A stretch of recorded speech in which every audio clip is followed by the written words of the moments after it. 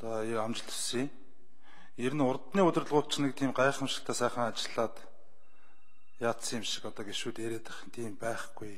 Үнэхээр одоо унтуулсан. Урсгалаар нь авч явсан. Ямар ч албан тушаалд хүн очоод сайхан хэвтээд байж болно л доо. Тэгээд та нөхдөд юу хэлэх гэж байна вэ гэдэг жаахан ажил хийгээрээ. Их чухал салбар шүү. Хуулийн эрхцэн орчинд бүрдсэн. Онцгой эрх дарах бол танарт байгаа шүү дээ. Ажил хий гэвэл. Тэгээд аливаа ажил хийхэд бол нэг сэтгэл гэдэг юм их дутагддаг юм шиг надад бодогддог л доо. Тэгээд эн чинь иргэд маш их гомдолтой байдаг. Тэр цэнхэр ягаан таслуур гэж нэг юм байна.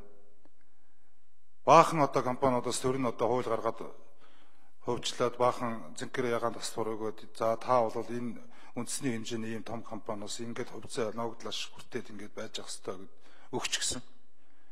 Тэрийг нь томоохон санхүүгийн лөөрөд энэний чард явцсан. Тэгээ ногдол ашиг гэдэг юмыг бол өөр мартсан. Яаж хийж байгаа л нэг захирлаа томилж авах хэмжээний багц цуглуулж авангуудаа үлдсэнийг нь бол хөсөр хайдаг, мартдаг, үл тоодог ийм юмнууд байгаад шүү дээ. Тэгээ энэ нь ч одоо хүртэл иргэд гомдолтой байгаад байт. Одоо хөдөөгөр энэ ард иргэдтэй уулзаад явхад үгүй энэ нэг цэнхэр ягаан таслуурын овчрыг нэг олж өгөөч. Одоо хүртэл ингэж байж байгаа юм. Би одоо говьд өгс юм аа. Би одоо тэр нэг гэдэг одоо компанид өгс юм аа. Тэгээ одоо энэ ногдол ашиг машиг гэдэг юм оногддог юм байна уугүй юу өнтер гэж ярьдаг. Тэгээ зарим нь бол бид нэр одоо миний нэр дээр байсан хувьцаа алга болчлоо гэдэг хүртэл ярьж байгаа шүү. Тэгээ ийм том лөөрүүд явж идэг. За энэ асуудал дээр бол та нар нэг бодиттой нэг юм хийгээч. Тэгээ эн чинь бол төр нь одоо бас иргэдэд хулигддаг, төр иргэдийнхаа төлөө зүтгэдэггүй эрх ашигыг хамгаалахгүй байгаагийн нэг илэрэл мөн шүү. Яг энэний тулд бол та бүхнийг томилж онцгой эрх өгж ажиллаж байгаа гэж ингэж ойлгож байна. Тэгээ араас нь тэр 1072 ширхэг хувьцаа өчигдөр билүү урчигдөр билүү нэг нөхөр телевизээр 1072 бол бүтэхгүй та нар 10 20 жилдээ бол хүлээгээ байж ах хэвээр гэдэг. Эн чинь дахиад нөгөө иргэдийг дахиад нөгөө цөхрөл үл итгэх юм руу ч явуулаад шүү.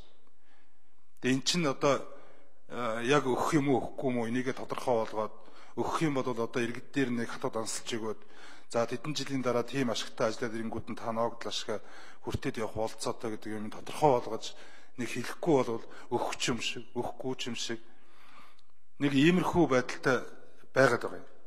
За араас нэг анхаарах хэрэгтэй юм бол энэ банк санхүүгийн байгууллага гэдэг юмыг та нар нэг онцгой анхаараач. Нэг мөнх хүүлдэг газар бий болчихлоо шүү.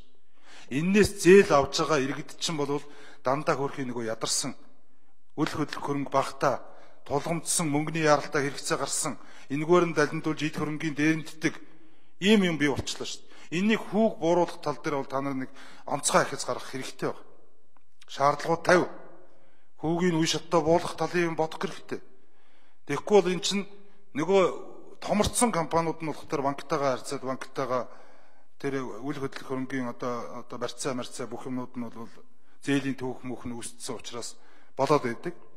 Дандаа нэг хөл дээрөө босох гэж байгаа. Энэ нэг ядарсан усууд нь бол дандаа энэ банк санхүүгийн байгууллага, банк ус санхүүгийн байгууллага гэдэг юмар орж тэр хүнд нь алуулаад нэрвэгдээд тэгээд одоо өсч чадахгүй, өндийж чадахгүй тэгээд буцаж нурж унаад байдаг. Ийм л юм болчиход. Энэ иргэдийн шүүмжилж байгаа юмны нэг ш. Энийг бол би танаа хариуцах ёстой гэж бодож байгаа. Тэгэхээр энэ тал дээр бол нэг ахис дэвшил гаргасан юм хийгээрэй гэж ингэж хүсэж байна. Тэгээд та бүхэнд бас амжилт хүсье. Үнэхээр бас юм санаачлаад гойн чин саяхан шудраг ус өрсөлдөөний хэрэглэгчийн төлөө газар гээд баг хинч мэдэхгүй дуулахгүй газар байсан. Анхаарал төртөөд ажил хийж гэж сэтгэл гаргаад ингэ явах юм бол болж байгаа шүү. Яг энүүнтэй адилхан одоо би наран туяа дарга та нэг сайхан баг үрдэж байгаа юм байна залуучууд. Тэгээд нэг жоохон зоригтойхон асуудал шийдсэн ийм одоо байдлаар ажиллараа гэж ингэж хүсэж байна. Тэгээд та нарт амжилт хүсье. Баярлалаа.